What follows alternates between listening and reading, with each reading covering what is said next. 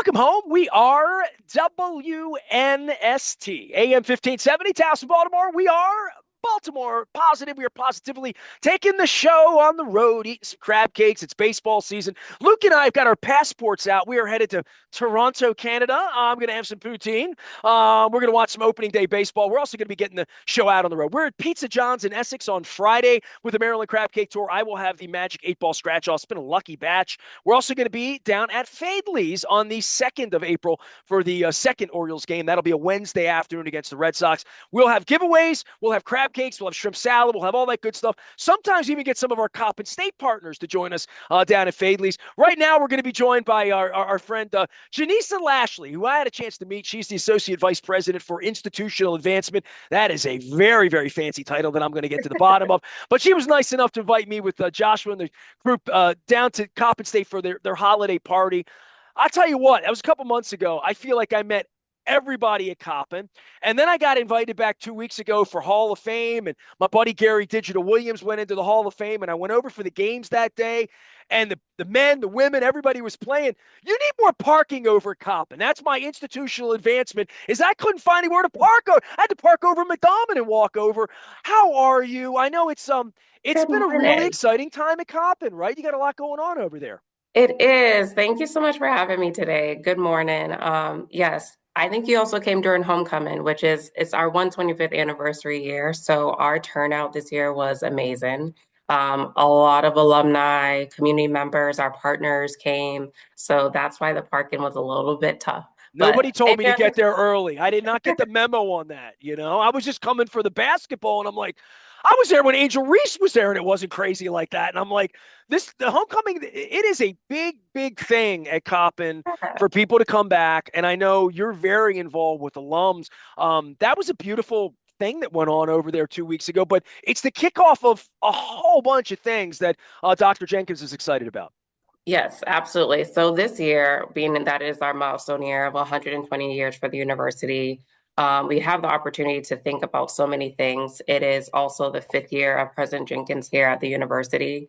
It is our campaign, the Be More campaign. It's our capital campaign, which is the largest in university history to date, which is to raise 25 million by 2025. So you're hearing a lot of fives. You have the fifth year for the President Jenkins. You have our 2025 $25 million campaign by the end of this year, and then the 125th anniversary. So with all of that, yes, our events this year are going to look a lot different, very much elevated, making sure that we're honoring our past, but also looking toward our future. So our classic events, such as the golf tournament, our gala this year, they're going to be moved to the fall. But throughout the summer, we have a summer concert series that happens June, July, and August that is open to all community members. It is a really great time for alumni to also come back to campus, to hang out. They're free concerts. We have food trucks. We could have some crab cake trucks this year Hello. or That'll get some me down there. amazing some amazing things to again and make people remember why Coppin is here, remembering all the great times they had as students or as community members, and just spend time with us. This is a really good year for us as a university. We are doing a lot of amazing things across the campus. Our enrollment is up. Fundraising is amazing. We have a really great partners that we're really thankful for who continue to support us, continue to support our students in so many ways. And also new buildings are coming online to make sure that we're supporting the increase in influx of people coming to campus. So I will make sure we put parking lot as another thing for us to add in addition to a new dorm. We got to figure out how You to just got to get me there tackle earlier is what you got to do. That's just, I got to wake up earlier in the morning next time there's double basketball games, homecoming, and Hall of Fame breakfast, all of that good stuff going on. Janeisa Lashley is here. She works at Coppin State, and I should say this to you. I mean, I've talked so much about HBCUs, and we had the anniversary of the Big Fang Mitchell 15 beating the 2 a couple of weeks ago, and I shared some old pictures from 1998. I'm not even sure if you were with us in 1998, but barely. But I was there with how basketball players, and this time of year with March Madness, people think about sports and different things like that. But I would Yeah, say for you, I looked at your background a little bit. Not everybody went to an HBCU that works at an HBCU. I see you had yeah. Boston College in your background. I just want to ask, you've worked at Coppin 3, 4 years. Give me your perception And I don't even, you're not from Baltimore, maybe, but I'm from you Boston. you're I am from a Boston. Boston girl. So Yeah. what does a Boston girl know? First off, the Red Sox, and you can't have my crab cakes and fade these if you got a Red Sox hat on 2 weeks from Wednesday. But um, what does a Boston girl who went to Boston College know about Coppin or in regard to HBCU and perceptions and realities? Because you did not go to an HBCU.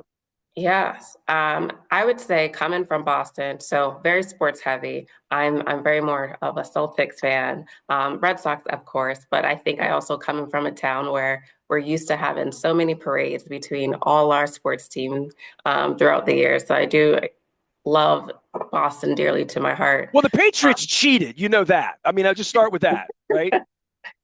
We can't talk about that. I have, I would say, since converted to a Ravens fan in the last 2 years since I came here. Look at Part how of it, beautiful you're gonna look so much more beautiful in purple. I promise you. Purple brings out royalty and everyone looks beautiful in purple. Trust me. I think the Patriots also are just not where they need to be. And I think once Brady retired in general, everyone was pretty much it's open to all Boston fans to decide if they would like to continue or open to another team. So at that time, I luckily was moving here to Baltimore, but HBCUs in Boston are not big, right? We don't have any in the city, and Boston is very much a very big college town. So as a first generation college student, it was very much more or less stay in state. And there's so many options for us to choose from in state options. But I learned about HBCUs more after college, transparently, um, being that there's not many students that I grew up with or within my hometown who went outside the city for school. Um, but coming to Baltimore and learning about more of the HBCU culture and the experiences that students have with this more familial energy in a college campus, they have a lot more traditions. I would say it's been amazing to be a part of. One of the things that Coppin is doing is having it's called Expand Eagle Nation, where they're creating some articulation agreements with colleges that don't have HBCUs in their state. So students can have in-state tuition if they're out-of-state students. So they have had partnerships with Colorado, for example. I believe it's been only about 2 weeks that they signed an agreement with a community college in California. So being able to bring the HBCU energy and knowledge to other states that have one HBCU or less is something that it's very been piloted by Dr. Jenkins and his team to make sure that we are being able to educate others about the HBCU experience in cities like a Boston and Massachusetts is on that list too of um, states that don't have that opportunity or have that HBCU culture accessible for students. What is that culture that you find that you come in? What makes Coppin different than a young lady like you that went to Boston College or went somewhere else and worked in other places that Yeah, drew you to the gig? But now that you're in the gig, and again, I said I saw you back at the holiday time. I've been on the campus. I go to the campus several times a year in different ways in basketball, and Ruffin has me over. Dr. Jenkins has had me over. When I hear about the familial feeling of the campus, I sort yeah, of feel that as a visitor when I come onto campus, whenever it is ball games. We've done swabbing over there for the bone marrow registry. Just a lot of ways. It does feel very welcoming, and it does feel like people know each other and they're welcoming with other people. It's a smallish campus that really plays well because of that, I think. You don't feel swallowed up when you're there. absolutely. I think because we're a smaller campus than Boston College or some of the bigger universities, you do have the opportunity to really get to know the staff, you get to know the coaches, you get to know your professors a little bit more deeper. You learn more about like specific opportunities for you as a student that can encourage you in your career pathways. I think they have a lot more scholarship opportunity as well for students, so they're not leaving school in debt because of that.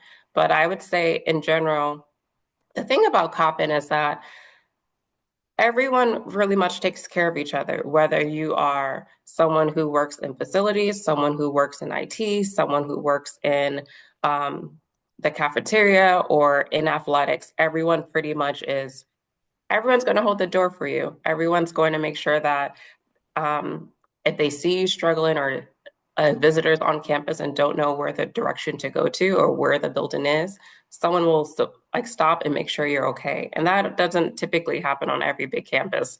Some people just will, direct you and point you to the right direction rather than escort you to where you actually need to go. And I think that's like the difference of um, a Coppin's campus compared to others that I've been on.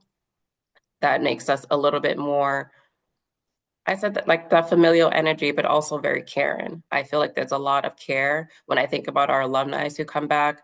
They are very lively. They love each other. They love sharing about their past experiences, but they also love having a good time. That's why I think about during our past homecoming this February, they had our largest turnout for all our alumni events through the happy hour, which was at the Horseshoe Casino this year, which I think in itself will bring people out to have a good time. Oh, hold on. But What is this? I got to get my dance card out, my calendar. What's this? that was it. It passed during homecoming week. The alumni had a happy hour at the Horseshoe Casino. Okay. They had events called Beats and Bingo where you come to campus and you are playing bingo based off of the songs that you're hearing. So that was a very unique experience as well. They loved it. But we also had an opportunity to honor some of our alumni and some of our donors. Who have given to the university and make sure that they can meet some of the students who are really feeling the impact of their generosity.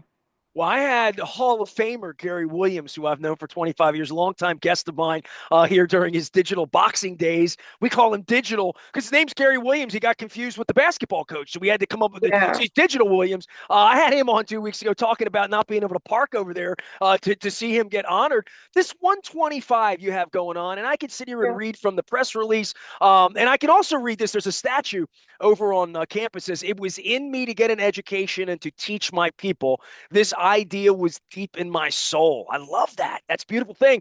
125 years. You've worked at the university a couple of years. This is the big one, right? I mean, I had a 25th anniversary last year. You can see I'm 26 on my oyster. I didn't know what to do after 25. So I'm like, we're going to celebrate 26 too. And I said, we need a logo for 26. My logo artist is like, you don't do a logo for, I said, we do. Because once you get 25, you celebrate them all. You get to Yeah. 125, you celebrate them all. You've been here a long time, and there's a really deep tradition about Coppin that I think people in Coppin know, but I think it's incumbent upon me and you to sort of spread the word about 125 years. That's rare and unique. Yeah, absolutely. I feel very honored to be present here during this milestone year for Coppin. In my last 3 years here, the university has changed significantly in a matter of years in terms of the growth in students, the growth in support and generosity and philanthropy. I think that the things that are happening this year, something that's happened already in honor of 125th. They did a president's unveiling of portraits, which is now in the president's, outside the president's office in the library of our university, where they are able to honor all the presidents who have worked at Coppin to date.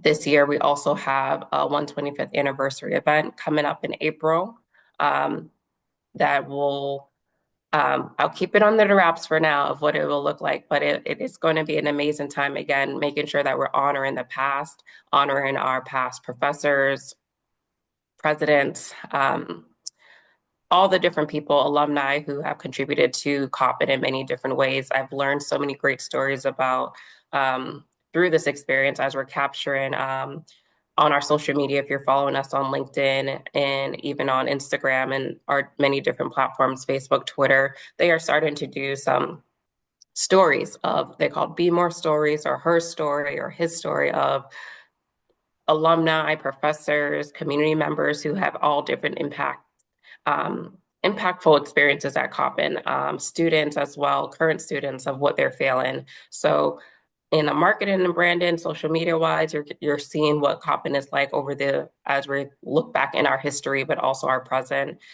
For our event wise, we are elevating some of our events, adding a little bit more this year, but also making sure that we're expanding. We want to make sure that outside of the Baltimore Coppin community, we also are bringing people here from out of state, as we said, to get the energy of Coppin, to feel us as a hometown city. in the hometown university. So we're truly excited about what's on the rise. So I would just give you a quick list of all our events that are coming up down the pipeline for 125. So we have our April event that's coming up. I would say, make sure to look around the city. Some of the city will be lit up in different ways in honor of our 125th anniversary event. Is that blue Um, and gold? If people see blue and gold somewhere, they'll know it's you, right? they will know from See, that's our better than lovely Towson and partners. UMBC that does black and gold because that's too much like the Steelers for me. Yeah, So blue and gold, I'm good with that. Looks okay. Blue, yeah. So we will, you'll see more coming out between this week and next week about it. But yes, the city will be lit up in honor for our university event. As I said, we have summer concert, which will have a crab part to this year's event. So I'll share with you more about which one of the summer concert series and entertainment that we'll have Oh, they're that. having a crab feast? Hello, Does the yeah, girl from Boston know how to eat crabs the right way, or is you too lobstered up and clammed up? What's going on? I can say I'm learning transparently. I am more of a crab legs. I have not done the full crab What? experience You yet. speak like you don't work at Coppin and you're not in Baltimore. I have not eaten the thing. When you start doing little pinchers and stuff, I'm like, I got to get my girl over to Costas. Is what I'm going to have Yeah, to do here. I'm like I don't know what that one is, but I've Well, gone to Cece's for Coco's. so That's with what I'm Coco's, for I'm at Coco's. crab cake. I'm at Coco's tonight if you want to stop by. By the way, but they don't have crabs. They have crab cakes. It's different. They Yeah, pick it for you. We gotta roll our sleeves up, Boston girls, and like we gotta get in there and get busy with yeah. it. So You I give did a crab tutorial, and if you're on Facebook, you can look this one up. okay. About 4 years ago, 5 years ago, it was right before the plague. We shot a little video because Mhm. Don Moeller, former Baltimore County executive, was telling me he's from Catonsville. I'm from Dundalk, East Side, West Side. So we got a thing going on. And he Yeah, watched me eat a crab, and I was schooling this young lady at Fadley's at Lexington Market, and he said, "You're doing this wrong. You're opening. You're showing her the wrong way." And I'm like, "What do you mean a wrong way to eat a crab? Even 10,000. I've been eating crabs my whole life." He said, "You're doing it wrong." yeah, So we had a little camera, and Damie from Fadley's, whose mother is world famous, she invented the jumbo lump crab cake, by the way, Damie Hahn's mother at Fadley's. So she put her hands in, and I have a video of me and her hands and Matt Gallagher, who used to help run the city with Martin O'Malley. And we did this video, and I've never seen a crab done this way. So it was new to me, and I'm yeah, old. And she showed me, and I'm like, well, that's the damnedest thing because the legs came like lollipops off the crab where you would eat them. They were like big clumps of crab meat. And I said, I've yeah, never seen that before. So we videoed it. I cut my hand open, bled all over the place trying to do it her way. And I put the phone in my pocket. And about 3 days later, I found the video of me eating the crab. My finger was still bleeding. And I'm like, I'm going to put that up. I put it up. It's got 4 million views on Facebook on how to open and eat a crab properly. And it's still not the way I know how to eat it. I've never done it the way she showed me, even though 4 million people have seen it. But it's yeah, apparently the right way if you're from Catonsville to eat a crab. In Dundalk, we just beat on it. It's Christopher Columbus. We beat on it, find it, look for the meat and all that. So I'm going to teach you the Dundalk way if you hang with me. If you want all that yes. hoochie goochie West Side thing where you cut yourself, you go do that. But you need to have some crab. If you're having a crab feast, I can't have. Janeisa Lashley is here. She's got a fancy title, Associate Vice President for Institutional Advancement. I can't have you not knowing how to eat a crab or give that yucky look at the crab feast for I, 125 for Coppin. So I that's personal responsibility. I'm going to teach you how to eat crabs. I appreciate that. I will take that on. I promise you I'm not posh, but yes, I'm used to lobster and yeah, You lobster can't eat a bisque. lobster posh unless you just get the tail, right? But if they bring you a whole lobster, you got to get a bib. You get those little cracker things. We don't have any of Yeah, that. We have a hammer. Just a the hammer and a hammer. little and a butter knife is all you need. You don't even need the Yeah, butter knife, really. I used a cracker for the legs. Like I said, I mostly get the crab legs Well, from listen, Moe's. Moe's you're a I like. you're a Boston fan. You've had a lot of angst lately too. You haven't won lately, so we have to. This will get all of that energy out. So 125. Your crab feast is in the summer. You're doing. It's a whole year. Like this goes all the way to next March, right? Well, we are stop. Well, our main events will end in the end of this fall. So we have after the summer concerts and the crab feast and all the different things, we have our golf tournament, which is support of our athletics that happens in September. at Turf Valley. And then we have our annual gala, which will be our third one for the university, and that is at the Baltimore Waterfront Marriott, and that is in October.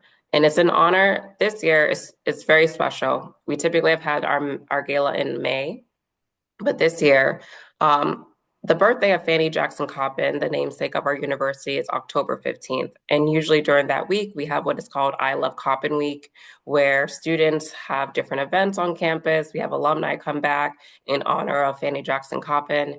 So the gala, which is our names, are one of our biggest signature events. This year, we expect closer to 900 people. Last year was about 750. Our first year was 550. So steadily increasing to make sure we are expanding our reach, but also the excitement that we're seeing from the community to come to the event. So it'll be in October, and it'll be the end of what is called Fannie Jackson Coppin Week. So again, it's going to be a really awesome time to honor some of our distinguished partners throughout the year, some alumni, some of our philanthropic partners, some of those who are just been leaders in Baltimore that we've seen and want to recognize, but also opportunity for, again, our students to share with our community a little bit about some of their paths, but also be able to meet. A lot of the things we want to make sure is that with any of our partners, whether you're alumni, individual, corporate company who has donated to Coppin, you have the opportunity to truly meet our students. You're truly being able to understand why they are at Coppin, how your given is impacting their lives. And these are the different ways I would say, when you asked me earlier about what makes Coppin unique, I don't think that's something that most universities will do. Of course, you'll get something in the mail of saying, a thank you for your gift in different ways. But I think we try to make sure that we're intentional every season to make sure we're making that meet and greet with our donors and with our students so that we are also allowing them to network, allowing them to understand the different career paths that they can take, but also be able to truly meet the people who are helping them get through their college If career. you have been tuning in here on the radio the last couple of weeks, you probably heard some Coppin basketball, the ladies, the men, the MEAC tournament. We have been the proud partner of Coppin State for 14 years now, running all the athletic events. This year, we stepped it up. Coppin stepping it up 125 years to talk about other things going on and off campus, and 125 years in a big celebration. And I must say, Janeisa Lashley is our guest here today. Your gift to me, my gift to you was teaching you how to eat crabs, especially if you're going to live and work in this town, being from Boston of all places. But I am not familiar at all with Fanny Jackson Coppin. And I literally, if Dr. Jenkins had texted me 20 minutes ago and said, who was Coppin named after, I'd be like, I don't know. I got to Google that. So when you started giving me the Fanny Jackson, I had to Google.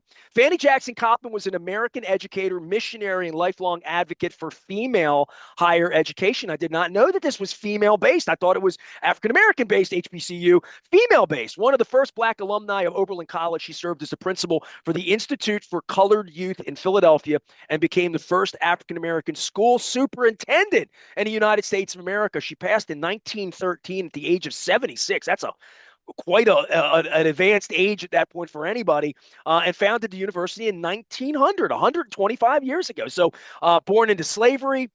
Wow, what a story. You're going to be telling that story all year. That's a great story, right?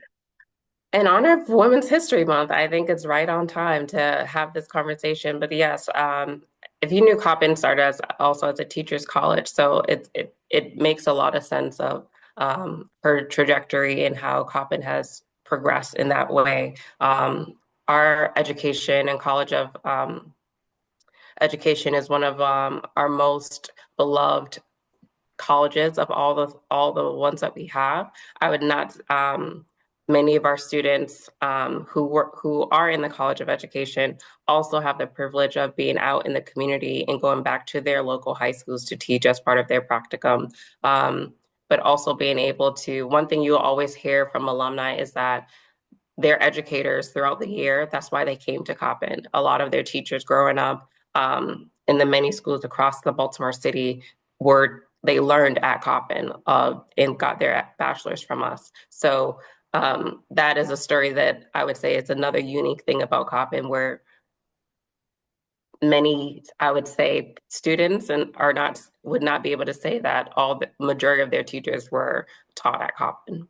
Well, no better advocate than having a teacher say, "Where'd you go to school?" "I went to Coppin, had a great experience. Go over there." Yeah, 125 years they've been doing over to Coppin in West Baltimore, off of North Avenue. Stop by, see them, go to a game. Softball season's up, so I got to get Sherm. I know Ruffin will be excited about that as well. They have sent us yeah, Janeisa Lashley today to talk about all of the great things that are going on in 125 years. She is the Associate Vice President for Institutional Advancement and future crab eater and learner for the 125th anniversary. Janeisa, thanks for getting up today and spending time with us and educating us. And I will see you at one of these concerts or one of these galas. I got 5-6 months to work on the gala, so I got to get the tuxedo together and make sure I get all the cat hair off of it. Make sure I'm working the right cummerbund and tie. A pleasure to have you on, and crabs on me. Count on it. thank you. I appreciate you. It's been a pleasure. Thank you so much. All right. My thanks to Dr. Jenkins and everybody over at Coppin for making the magic happen around here. Support Coppin and CoppinStateSports.com for all the things they do there.